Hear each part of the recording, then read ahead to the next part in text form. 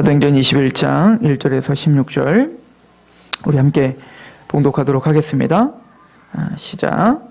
우리가 그들을 작별하고 배를 타고 바로 고스로 가서 이튿날 로도에 이르러 거기서부터 바다라로 가서 베니게로 건너가는 배를 만나서 타고 가다가 구브로를 바라보고 이를 왼편에 두고 수리아로 향하여 두로에서 상륙하니 거기서 배의 짐을 풀려 함이로라. 제자들을 찾아 거기서 이레를 머물더니 그 제자들이 성령의 감동으로 바울더러 예루살렘에 들어가지 말라 하더라. 이 여러 날을 지낸 후 우리가 떠나갈새 그들이 다 그 처자와 함께 성문 밖까지 전송하거늘 우리가 바닷가에서 무릎을 꿇어 기도하고 서로 작별한 후 우리는 배에 오르고 그들은 집으로 돌아가니라. 두로를 떠나 항해를 다 마치고 돌레마이에 이르러 형제들에게 안부를 묻고 그들과 함께 하루를 있다가 이튿날 떠나 가이사랴에 이르러 7 집사 중 전도자 빌립의 집에 들어가서 머무르니라. 그에게 딸 넷이 있으니 처녀로 예언하는 자라. 여러 날 머물러 있더니 아가보라 하는 한 선지자가 유대로부터 내려와 우리에게 와서 바울의 띠를 가져다가 자기 수족을 잡아매고 말하기를 성령이 말씀하시되 예루살렘에서 유대인들이 이같이 띠 임자를 결박하여 이방의 손에 넘겨주리라 하거늘 우리가 그 말을 듣고 그곳 사람들과 더불어 바울에게 예루살렘으로 올라가지 말라 권하니 바울이 대답하되 여러분이 어찌하여 울어 내 마음을 상하게 하느냐 나는 주 예수의 이름을 위하여 결박당할 뿐이 아니라 예루살렘에서 죽을 것도 각오하였노라 하니 그가 고난을 받지 아니하므로 우리가 주의 뜻대로 이루어지이다 하고 그쳤노라. 이 여러 날 후에 여장을 꾸려 예루살렘으로 올라갈새 가이사랴에 몇 제자가 함께 가며 한 오랜 제자 구브로 사람 나손을 데리고 가니 이는 우리가 그의 집에 머물려 함이라. 아멘.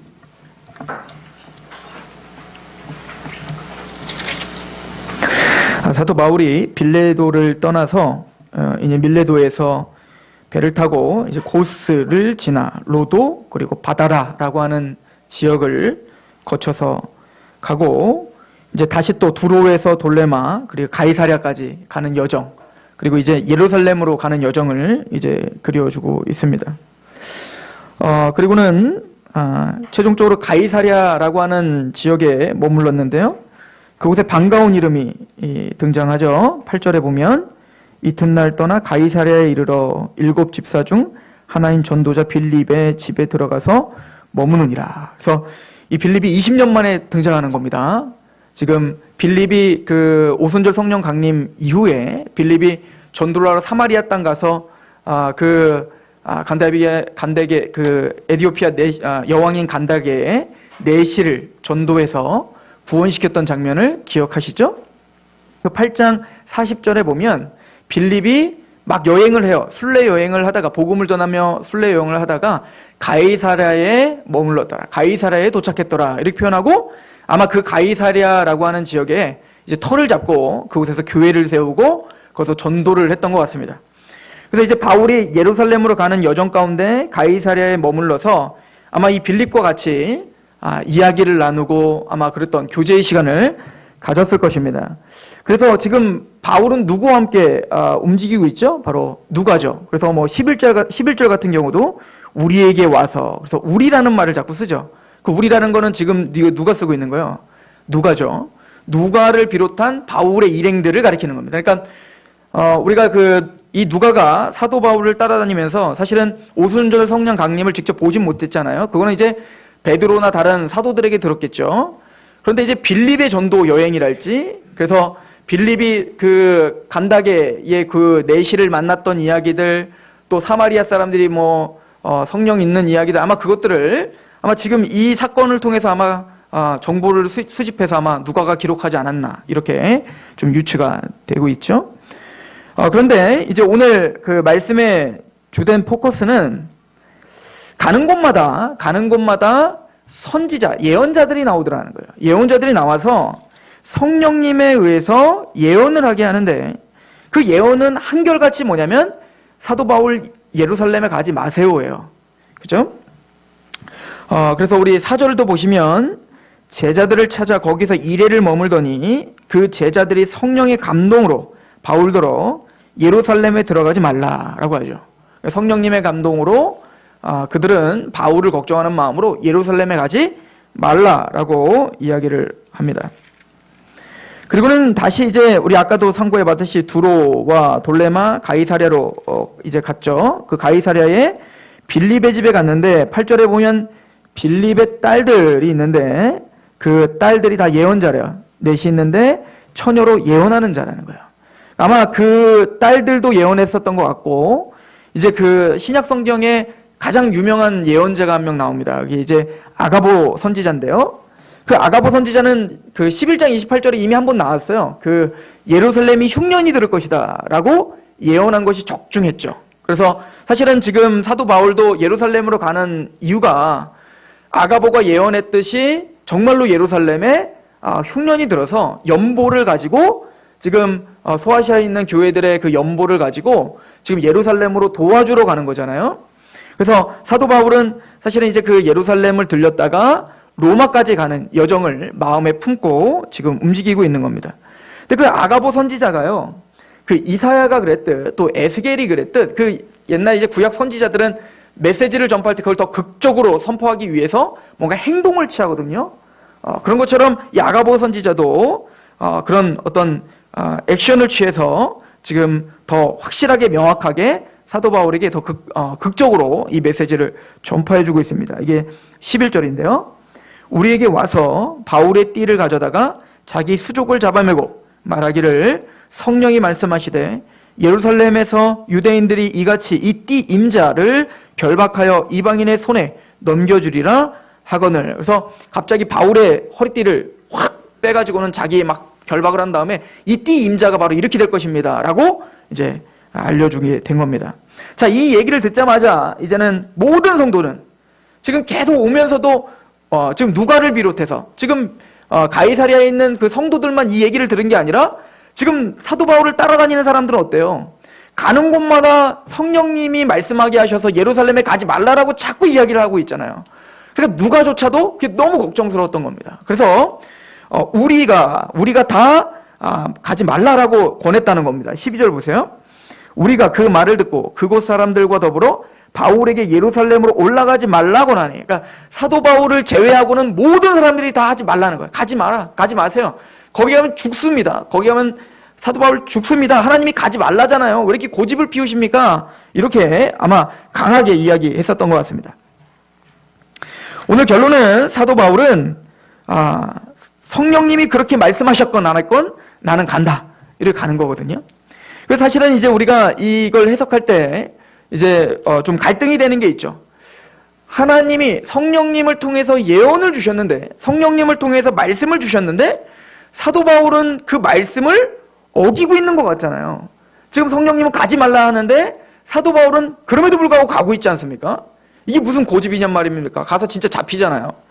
근데 사실은 누가는 지금 이 상황을 사도 바울이 잘못된 게 아니라는 거, 사도 바울은 예루살렘에 가서 로마로 가고 있는 여정이 하나님의 뜻이었다는 것을 사실은 강조하며 지금 이걸 기술하고 있단 말입니다.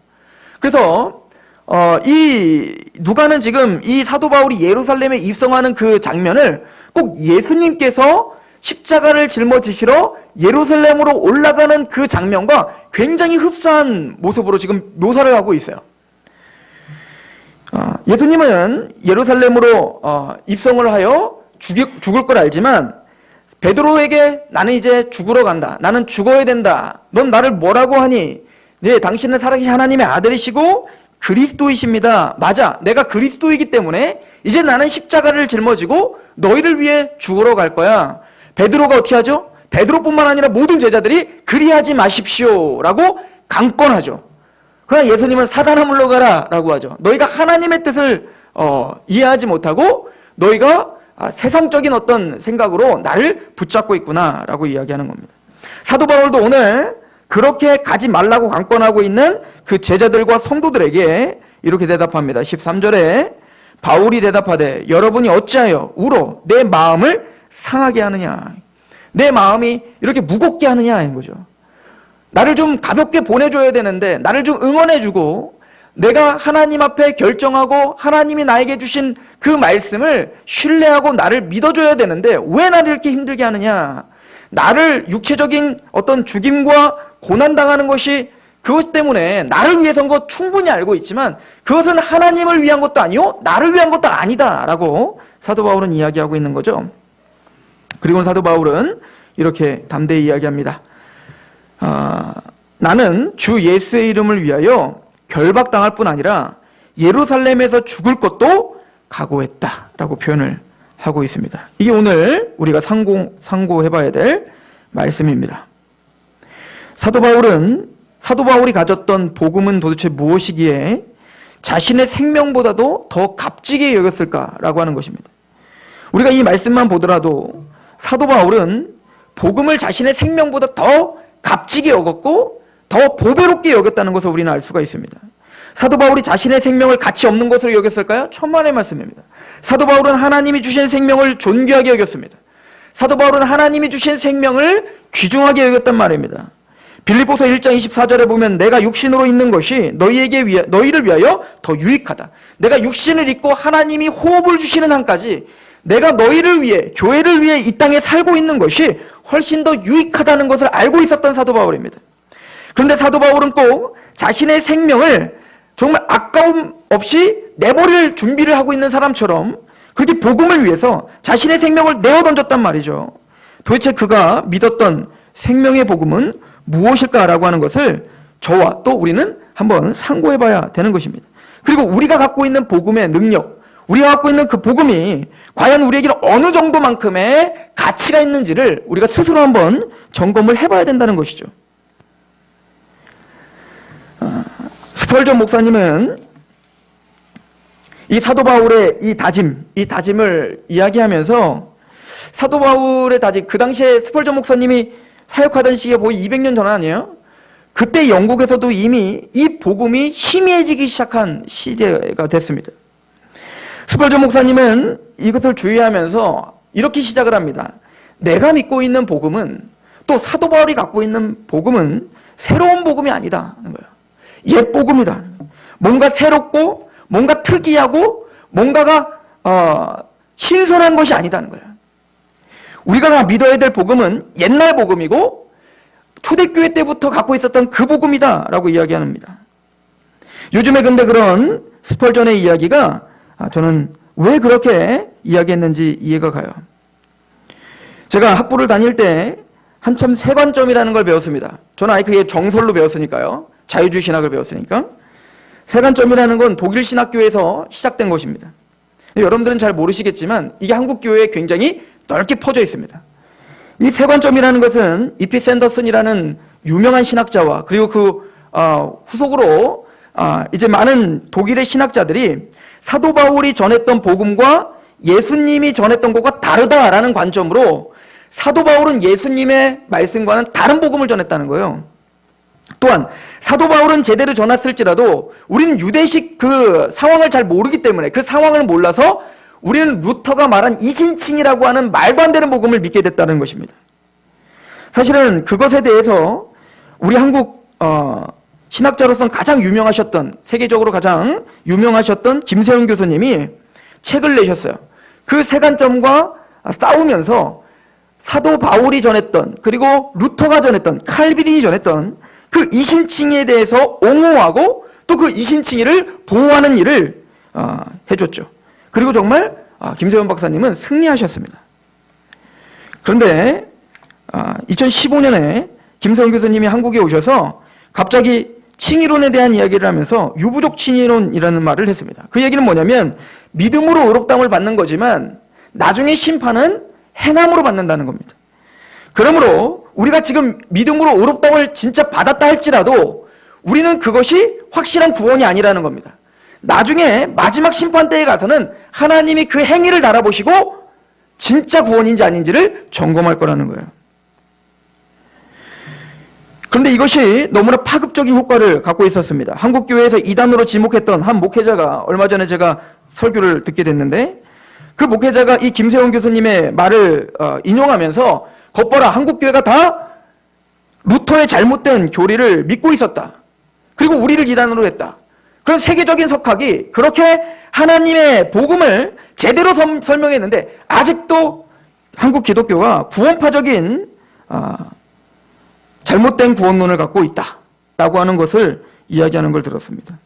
그 사람이 하는 얘기도 똑같은 얘기를 하더라고요. 율법으로 또 율법의 행함으로 구원받는 것은 이단이다. 그러나 구원은 믿음으로 받는 거지만 심판은 행함으로 받는 것이다. 이렇게 또 이야기해요. 근데 제가 그걸 들으면서 근데 재밌는 건 우리는 뭐 그런 얘기를 하는 사람이 있어요? 라고 하지만 이게 지금 굉장히 확산되고 있다는 것을 한국 교회에 만연하게 확산되고 있는 거예요. 근데 제가 그걸 자꾸 들어보니까 제가 학부를 다닐 때 한 교수님이 저에게 가르쳤던 말씀이 생각이 났습니다. 그분은 그 학부에서도 가장 그래도 보수적인 분이라고 했던 분이었어요. 워낙 자유주의 신학을 배우는 곳이니까 그래도 보수적인 분이에요. 그분의 가르침에 제가 영향을 많이 받았던 분입니다. 그런데 그분의 가르침 중에 그런 이야기를 합니다. 웨슬리 신학을 하는 중에 믿음은 하나님이 주시는 거고 또 철저히 하나님의 은혜로 구원을 받는 것이지만 심판은 행함으로 받는 것이다. 이거를 이야기했었어요. 그래서 이게 새롭지가 않아요. 제가 십몇 년 전에 학부를 다닐 때 이미 들었던 얘기가 계속 반복되고 지금도 가르쳐지고 있고 더 힘있게 확산되고 있는 것입니다. 제가 그래서 점심시간에 찾아갔지 않겠어요? 그 교수님을.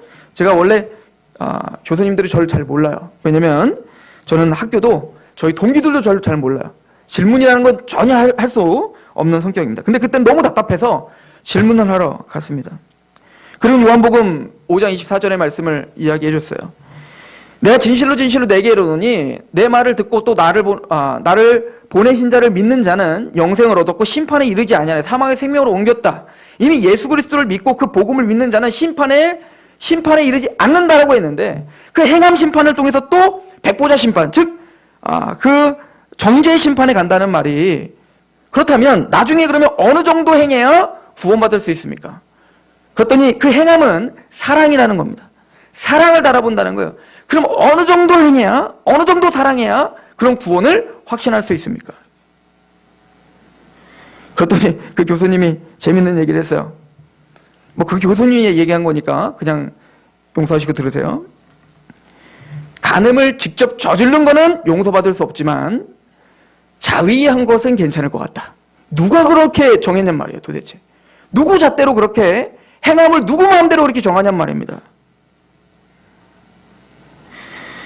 이렇게 믿음을 강조하는 것 같지만 율법주의적인 사고체계를 갖고 있는 잘못된 복음이 지금 확산되고 있습니다. 또 하나는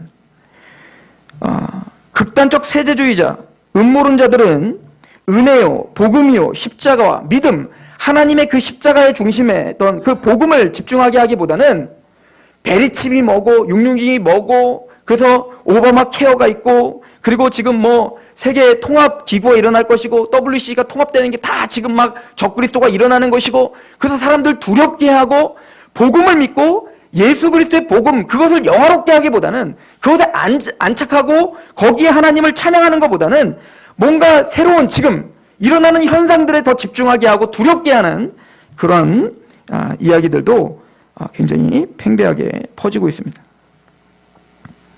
SNS나 인터넷에는 자기들만의 독특하고 기발한 성경 해석들을 마음껏 누구의 제약도 받지 않고 마음껏 퍼날르고 있습니다. 성도들은 전혀 분별력이 없습니다. 한국 교회에 말씀에 대한 분별력이 없다 보니까 모든 성도들은 꼭 예수님께서 목자 없는 양들처럼 그렇게 유리하는구나 라고 하는 것처럼 이 말이 보기 좋으면 확 몰려가고 이 말이 복음이 확 몰려가더라는 것입니다. 그런데 사실은 이런 논쟁들이 일어나는 일들은 사실은 우리가 복음을 정말 구원파적인 구원론을 가지고 있었기 때문이도 맞아요. 그거에 반동적으로 일어나는 일이에요. 우리 베드로후서를 한번 보겠어요. 베드로후서 3장입니다. 3장 16절입니다.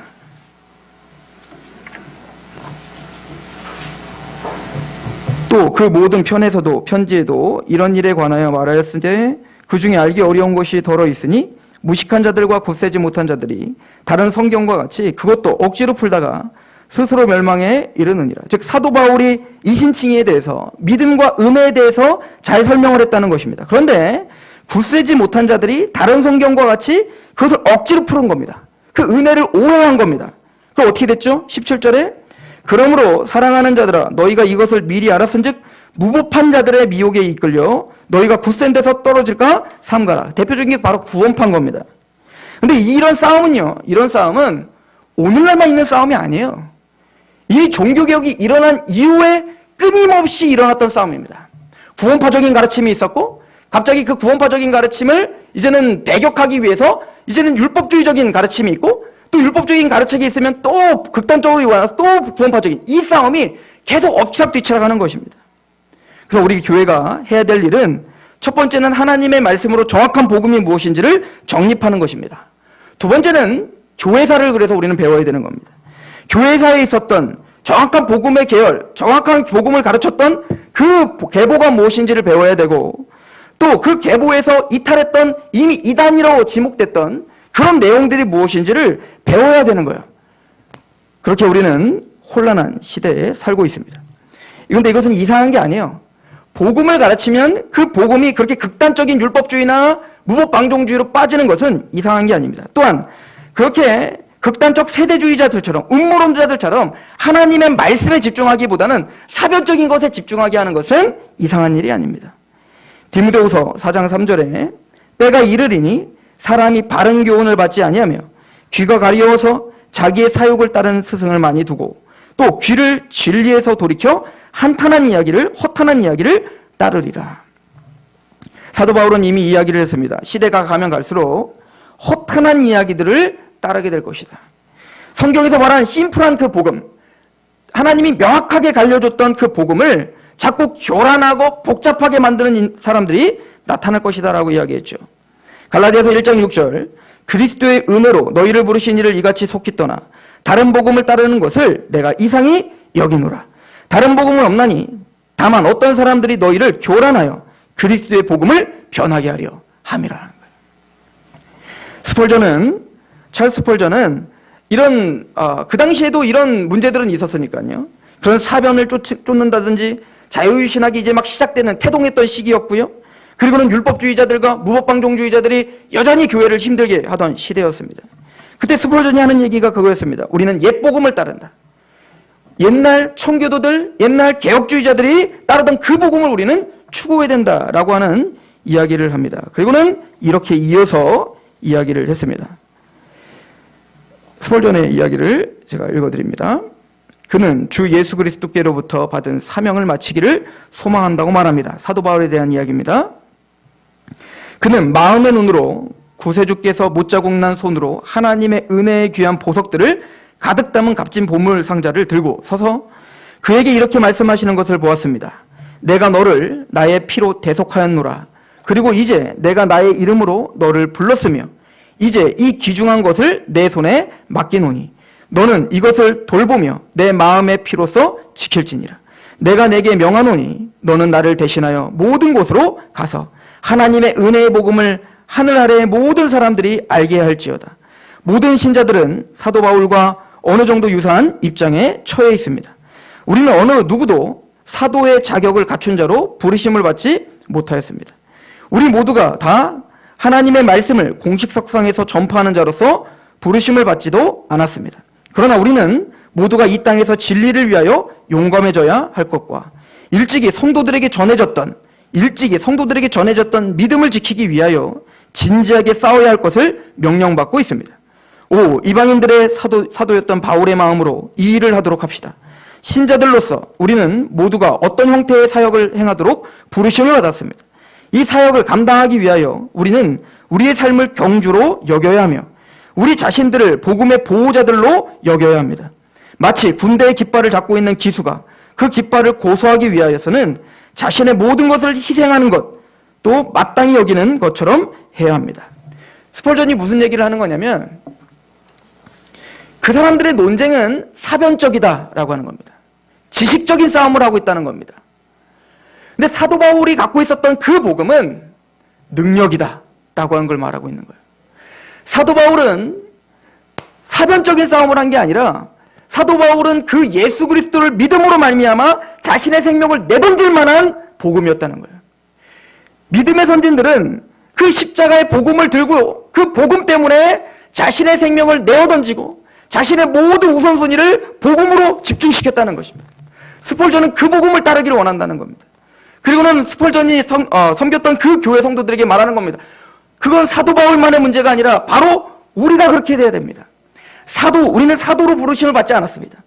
우리는 또 스폴전이나 모든 목회자들처럼 이렇게 공적으로 복음을 선포하는 사람으로 부르심을 받지도 않았습니다. 그러나 사도 바울의 심정을 갖고 있어야 된다는 거죠. 왜? 우리는 통일한 복음을 갖고 있으니까요. 그럼 우리는 사변적으로 너무나 빠져 있다는 것입니다. 많은 사람들은 사변적으로 누가 옳고 그르냐를 이야기하기 좋아하지 정말 그 복음의 능력을 드러내기를 거부하고 있다는 것입니다.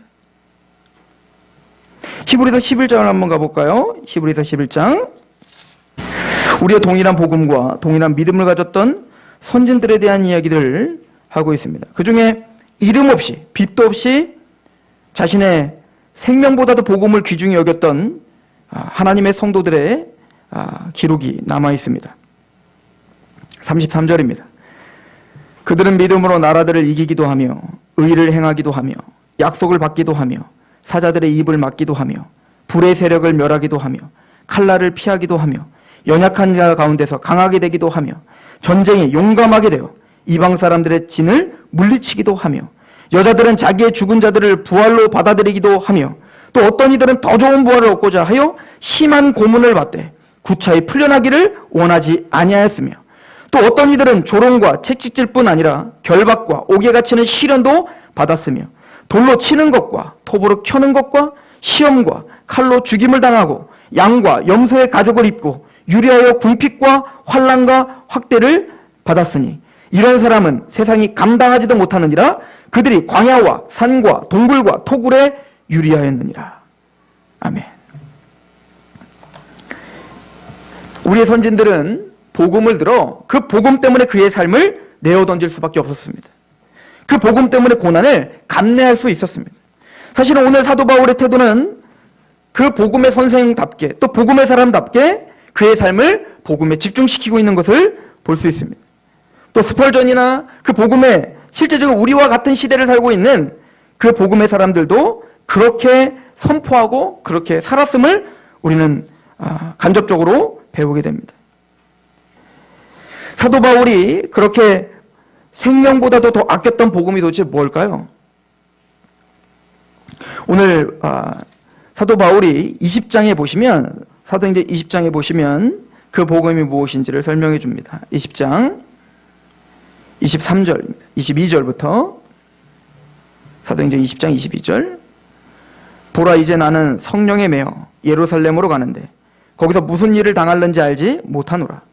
오직 성령이 각 성에서 내게 증언하여 결박과 환난이 나를 기다린다 하시나 내가 달려갈 길과 주 예수께 받은 사명 곧 하나님의 은혜의 복음을 증언하는 일을 마치려 하면은 나의 생명조차 조금도 귀한 것으로 여기지 아니하노라. 은혜의 복음입니다. 하나님이 우리에게 전해주신 복음은 바로 은혜의 복음이죠. 공의로우신 그 하나님께서 자격 없는 우리를 구원시켜 주셨다는 그 은혜의 복음을 말하는 것입니다. 스펄전은 이 이야기를 논의하면서 꼭 그거와 같다라고 이야기를 합니다. 큰 재판을 개최하고 있는 한 왕이 이제 재판관이 이제는 그 수많은 사형수들을 모아놓고 이제 사형을 집행하려고 합니다. 근데 그 사형을 집행하려고 하는데 그러니까 공의롭게 그 재판을 하려면 반드시 모두를 다 죽여야 되는 그런 사형을 집행해야 되는데 한 나라의 왕이 갑자기 빛나는 옷을 입은 한 사자를 보내서 은나파를 불며 이렇게 선포하는 것입니다. 왕께서 공의롭지 않으시고 순수한 국률로 정죄받은 자들을 대할 수 있는 한 방법을 찾아내셨도다. 그러므로 그들을 사면하라. 즉시 석방하여 왕의 국률과 호의를 입게 하라. 즉 복음 전도자란 사도 바울은 바로 그런 빛난 옷을 입은 사람들처럼 지금 죽어야 마땅한 사람들인데 왕이 호의를 베풀어서 내가 다른 방법을 찾았다. 그들을 살릴 수 있는 방법이 있으니까 너는 어서 가서 그 불쌍한 영혼들을 끄집어내라 라고 하는 그 사명을 붙들고 달려가는 사람이라는 거예요. 그리고 스펄전은 이렇게 우리에게 다그쳐 이야기합니다. 불쌍한 죄수들에게 이러한 소식을 전해주는 것이 여러분은 기쁘지 않습니까? 바울이요, 당신이 값없는 은혜와 같은 계시에 대하여 거룩한 흥분에 휩싸였던 것을 나도 이해할 수 있겠습니다. 바울이요, 당신이 값없는 은혜와 같은 계시에 대하여 거룩한 흥분에 휩싸였던 것을 나도 이해할 수 있겠습니다. 스펄전은 그 사도 바울이 흥분하며 어쨌든 생명을 내어 바치며 예루살렘으로 가서 로마까지가 어쨌든 그 해방을 전파해야 된다는 그 불쌍한 영혼들이 지금 죽어마땅한데 하나님이 은혜를 베풀어 그들이 이제 살아났다, 무죄하 박멸했다 라고 하는 말씀을 전파하는 그 흥분, 나도 이제 그 흥분을 이해할 수 있겠습니다. 의로 말미암아 영생에 이른 것, 이 은혜로 됨을 동료 죄인들에게 알리는데 생명을 기꺼이 던져버리고자 했던 당신을 나도 이제 이해할 수 있겠습니다. 이게 스펄전의 말이었습니다. 어제는 3.1절이었습니다. 여러분들 이렇게 한번 생각해 보십시다. 일본에 압제를 받고 그렇게 큰 고통을 당하고 있는 우리 민족들이 있습니다. 그런데 이제는 8월 15일이 되어서 해방이 됐습니다. 일본은 패망했습니다. 그런데 통신이 변변치 않아서 저 섬에 살고 있는 사람들은 그 일본 순사들도 그렇고 그리고 그곳에 살고 있는 우리 민족들은 여전히 해방된 것을 모르고 그 순사들을 두려워하며 일본을 두려워하며 그렇게 고통당하고 그렇게 유린을 당한다고 상상해 봅시다. 그럼 8.15 광복, 이 광복의 그 기쁨을 빨리 전하러 배를 타고 그곳에 들어가고 싶은 흥분이 있지 않겠습니까? 스펄전은 그 얘기를 하는 것입니다. 사도 바울을 흥분시키고 사도 바울을 생명보다 더 조금도 귀하게 여기지 않는, 생명보다도 더 귀하게 여겼던 복음이 바로 이것이라는 거예요. 하나님의 성도들, 복음을 갖고 있는 사람들은 바로 그 은혜의 복음을 갖고 있는 흥분이 있다는 것입니다. 이사야서 57장 19절은 하나님께서 입술의 열매를 창조하시는 자 여호와가 말하노라, 먼데 있는 자들에게 가까운 데 있는 자에게든지 평강이 있을저다 내가 그를 고치리라 하셨느니라. 하나님은 입술의 열매를 창조하신다고 합니다. 우리는 죄 가운데 있던 우리를 그 국률과 그 해방을 전해주셔서 우리는 말할 수 없는 기쁨으로 하나님을 찬양하는 그 열매를 창조하신 분이라고 이야기합니다. 고린도서 5장 13절은 사도 바울은 이렇게 고백을 하죠. 우리가 만일 미쳤어도 하나님을 위한 것이요 정신이 온전하여도 너희를 위한 것이니 그리스도의 사랑이 우리를 강권하시는도다. 우리가 생각하건대 한 사람이 모든 사람을 대신하여 죽었은즉 모든 사람이 죽은 것이라. 그가 모든 사람을 대신하여 죽으심은 살아있는 자들로 하여금 다시는 그들 자신을 위하여 살지 않고 오직 그들을 대신하여 죽었다가 다시 살아나신 이를 위하여 살게 하려 함이라. 사도 바울의 모든 기록들은 다 거기에 감격이 묻어져 있죠. 사도 바울의 모든 선포들은 흥분이 묻어져 있죠.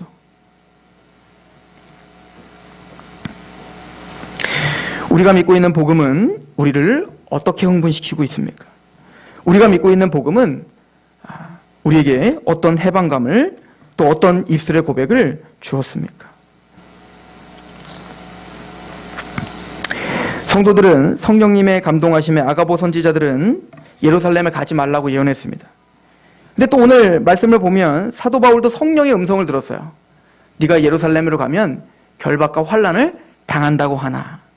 근데 사도 바울은 이미 나는 예루살렘으로 올라가 로마로 가기로 정하였다라고 이미 성경에서 이야기하고 있었습니다. 그 사도 바울의 이 정한 마음, 이 결정은 성령을 거스르는 걸까요? 아니었던 것입니다. 하나님은 예수님은 너희는 나를 따르려거든 자기 십자가를 지고 따라오라 라고 하신 그 말씀을 의지하여 사도 바울은 그 성령의 음성을 해석한 겁니다. 맞습니다. 내가 예루살렘에 올라가는 것은 환난과 결박을 기다립니다. 그러나 예수님은 자기 십자가를 지고 따라오라고 하셨던 것처럼 예수님이 예루살렘에 죽을 걸 각오하고 입성하신 것처럼 내가 그렇게 예루살렘에 입성하겠습니다. 그렇게 결정을 했던 것입니다. 사도 바울은 첫 번째는 그 복음 때문에, 그 사랑 때문에, 그 성령님의 감동하심 때문에 이 일을 감당할 수 있었을 것입니다. 또 두 번째는 사도 바울은 가지 말라고 눈물로 호소했던 그 사람들, 사실은 사도 바울을 막는 것 같지만 또 하나님의 일을 막는 것 같지만 사도 바울은 그들의 마음을 이해했습니다. 자기를 너무너무 사랑하는 그들의 마음을 이해했단 말인 거예요. 복음을 사랑하고 또 복음의 사도였던 사도 바울의 해가 가는 것이 그들은 용납이 되지 않았던 것뿐입니다. 사도 바울은 이제 가는 곳마다 이렇게 자신을 사랑해주는 사람을 만나는 게 아니라 이제 예루살렘에 가 로마로 압송되는 그 모든 과정, 이제 그의 모든 삶 속에서는 그를 죽이라 하는 음성을 듣게 될 것입니다.